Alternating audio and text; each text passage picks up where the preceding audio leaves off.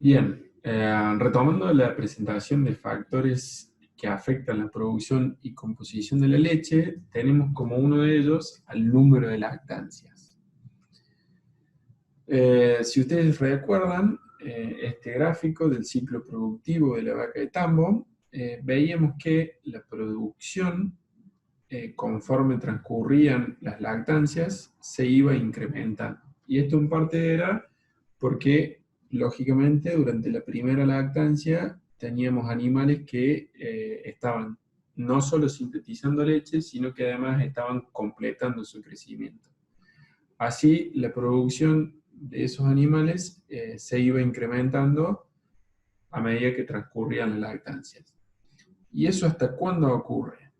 Y bueno, un poco para responder a esta pregunta, vemos este trabajito, pero antes vamos a decir que una vaca alcanza su máximo potencial productivo cuando llega a su peso o tamaño adulto. A partir de allí comienza a decrecer la producción. Y alcanza su máximo potencial productivo cuando llega a su peso o tamaño adulto, decíamos, que para vaca Holando se considera como adulta cuando tiene aproximadamente 6 años. Esto indica que si el primer parto sucede a los 2 años, las vacas Holando alcanzarían su máxima producción entre la cuarta y la quinta lactancia, ¿sí? Como vemos este trabajo, que lógicamente está hecho con animales de raza Holando, la máxima potencialidad de productiva se obtuvo entre la cuarta y la quinta lactancia.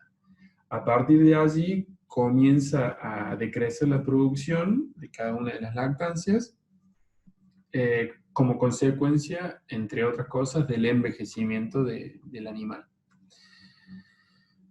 Bien, si comparamos la curva de producción entre animales multíparos, que sería la curva que está por encima, con respecto a primíparos, que es la que está por debajo, vamos a poder observar que estas últimas, o sea, que las vaquillonas, los animales primíparos, tienen una significativa menor producción si se lo compara con animales multíparos, y que esto también ocurre si hablamos con respecto al contenido de grasa y de proteína, digamos, el comportamiento es similar.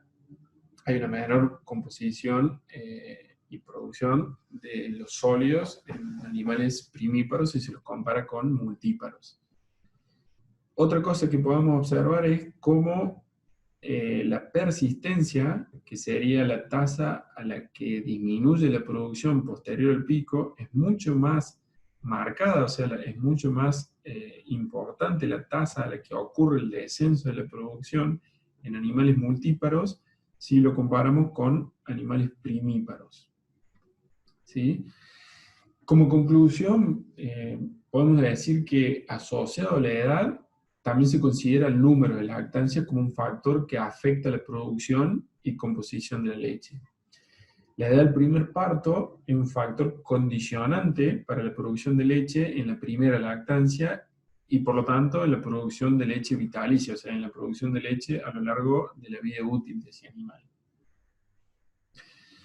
Acá un poco lo que quería mostrar era también comparando animales multíparos con animales primíparos.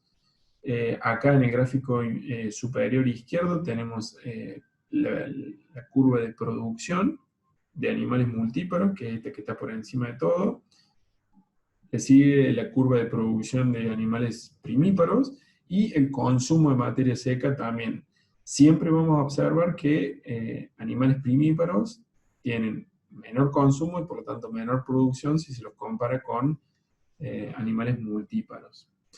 A la derecha, en la parte superior, tenemos el grado del balance energético a lo largo de la lactancia, es decir, el impacto, si se quiere, del balance energético negativo, que lógicamente al provenir, digamos, animales multíparos producen más, van a tener un mayor o un balance energético negativo mucho más marcado que animales primíparos.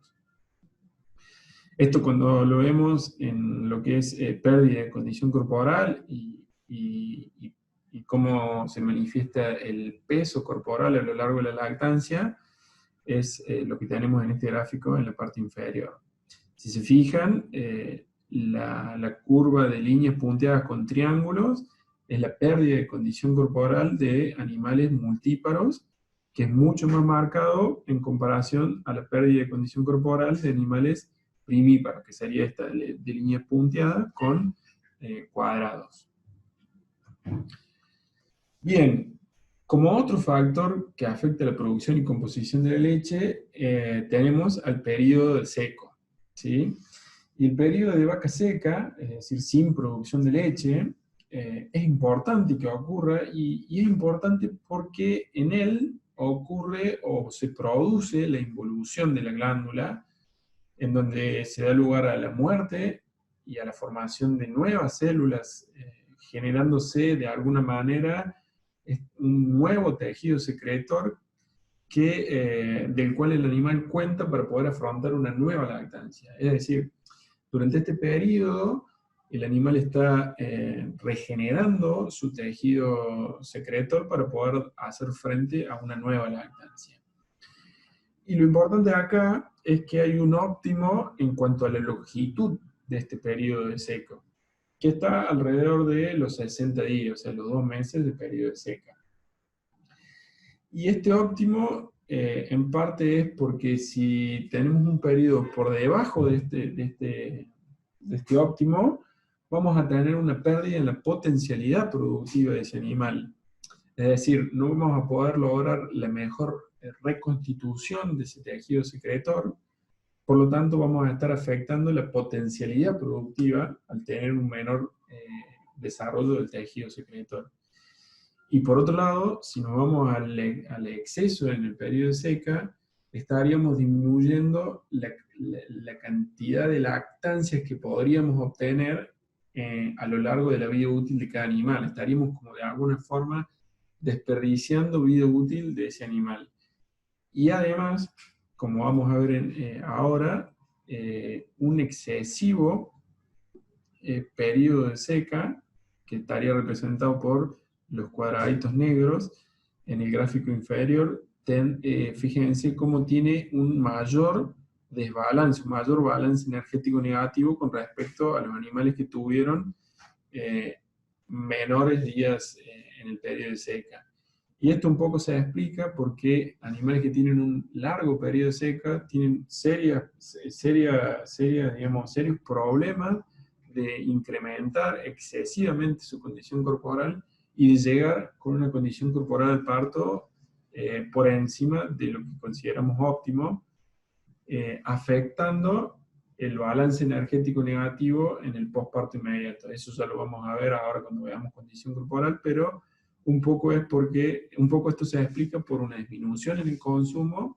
Los animales que llegan con una condición corporal al parto excesiva tienen una marcada mayor disminución en su capacidad de consumo, y a su vez una mayor movilización de reservas corporales y una mayor posibilidad o una mayor propensión a tener enfermedades metabólicas.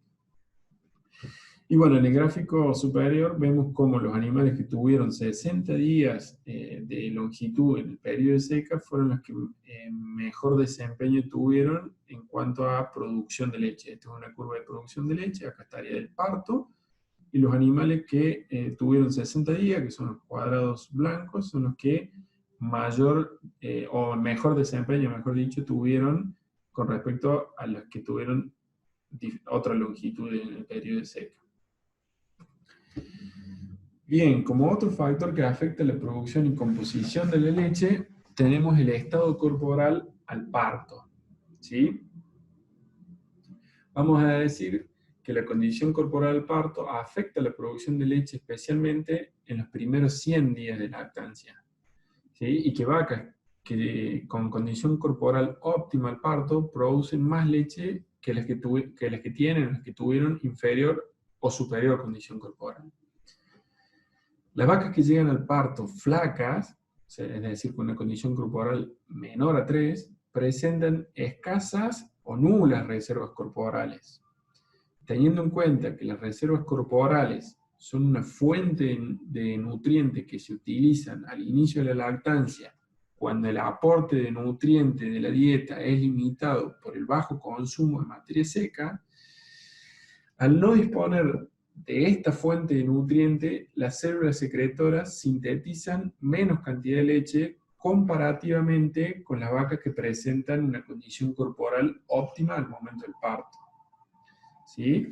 Otro aspecto importante es que vacas que tienen condición corporal de 2 o menos, digamos que están flacas, presentan un cuadro hormonal que favorece la pérdida de peso y una mayor depresión del consumo. Todo esto, digamos, por encima de lo normal en el posparto inmediato. O sea, todo esto se ve mucho más agravado que lo que normalmente ocurre. Y esta pérdida de peso y este menor consumo, lógicamente va a afectar al aporte de nutrientes a la glándula mamaria y consecuentemente va a haber una menor producción de leche. Eso para los animales que llegan con una escasa condición corporal. En cuanto a la composición de la leche, obviamente se verá reflejada una disminución en el contenido de la proteína y en los primeros días puede llegar a haber un aumento en el contenido de grasa por un efecto de dilución, pero que a los pocos días ese tenor graso va a descender a valores inferiores comparándolo con animales que llegan al parto con una condición óptima. Por otro lado, las vacas que llegan al parto con una condición corporal excesiva, o sea, las vacas que llegan gordas, presentan una menor producción de leche y una alteración en la composición de los ácidos grasos de los lípidos presentes en esa leche. Las vacas con exceso de peso corporal próximas al parto y en las semanas siguientes al parto tienen una alta movilización de reservas, se produce un incremento de los denominados ácidos grasos no esterificados, que por sus siglas se los conoce también como AGNE. O sea, hay un incremento de estos ácidos grasos no esterificados en sangre. Estos ácidos grasos son procesados en el hígado, pero también pueden pasar a sangre y por lo tanto pueden llegar a la glándula mamaria. Y de esta manera puede haber un mayor aporte de este tipo de ácidos grasos que son de cadena larga, modificando de esta forma la composición de la grasa de la leche. O sea, estamos modificando no solo la producción, sino la composición que va a tener esa leche cuando tenemos animales que llegan con una excesiva condición corporal.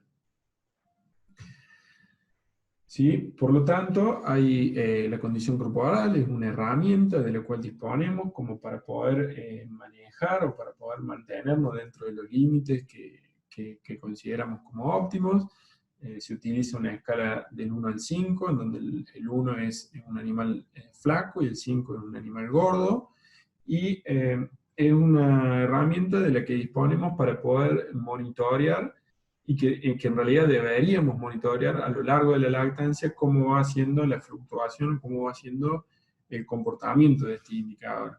¿Sí? Y ahí tienen algunos valores de referencia, de valores objetivos a tener presentes de acuerdo al momento en el que se encuentra la lactancia.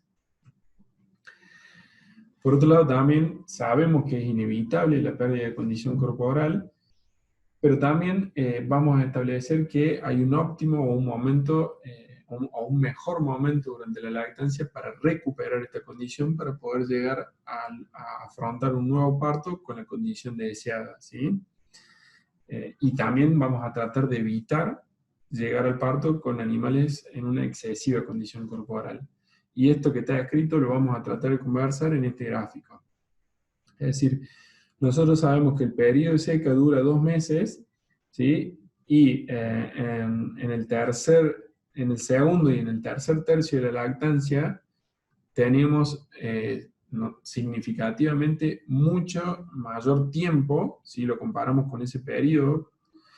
Por lo tanto, pensemos, animales que ya han atravesado su pico de producción, ya recuperaron su capacidad de consumo. Si se fijan acá, en realidad tenemos una curva que es de energía ingerida. Fíjense que ya han logrado superar el balance energético negativo.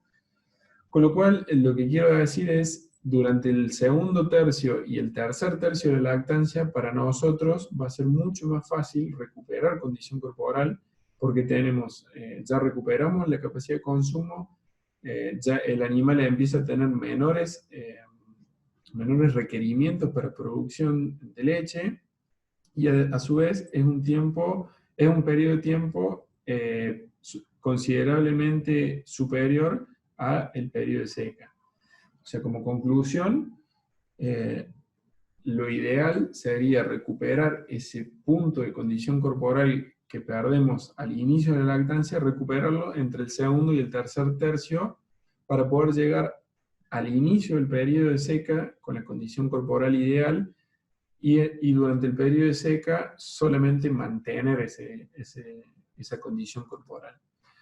Si nosotros logramos cumplir con estos objetivos, vamos a lograr tener la menor fluctuación en cuanto a lo que es, obviamente, producción, pero también composición de la leche. Vamos a estar dentro de los valores óptimos. Bueno, y acá se terminó la presentación de factores que afectan la composición y producción, factores que afectan la producción y composición de la leche.